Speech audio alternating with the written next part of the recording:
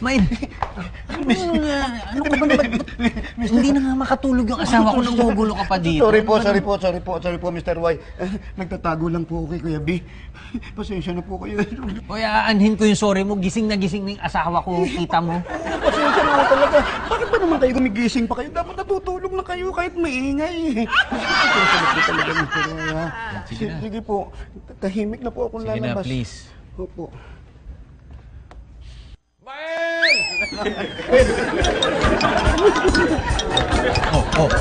Ay, Mael! Ang dumi ng paa mo. Ba't pinagtatapak dito sa kama? Pagsisinala ko. Inulit. Ang dumi niyan. Kaya po talaga. Ako po. Nakaka-istorbo ata ako. Darl, bakit mo minamasahe yung puso mo? Nakakainis kasi to, ha? Nakakainis Sandali, ako yung may sakit dito, hindi ikaw, ha? Mael, please lang, pwede lumabas ka na. Sige na, umalis ka na dito. Labas! Opo, lalabas ako. Oh, wag ka nang tumapak. Tatanggalin ko naman po yung Uulit pa eh.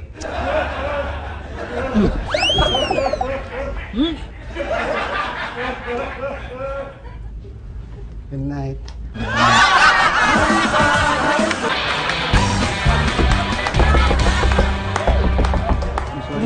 Mr. Y. Ano naman? Oo. Kumatok po ako, ha, bago ako pumasok.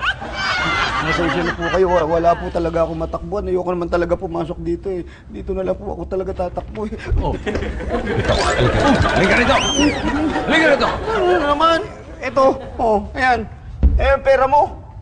Hindi naman ako humingi yan. Ikaw basta nagbigay sa akin yan. Hindi lang pera kukunin ko sa'yo. Duduguin din kita. Kumaya ka? Hinayaan mo akong ma-smack ko si Lab? Hindi mo man lang ako winarningan? Narinig ko yun! Paano kita I love you, Pio!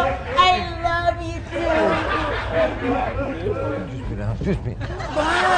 Pio! I love you!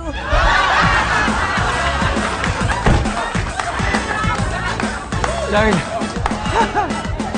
Ano magagawin natin dito sa mga to? Darl, konting tiis na lang. Tiis pa.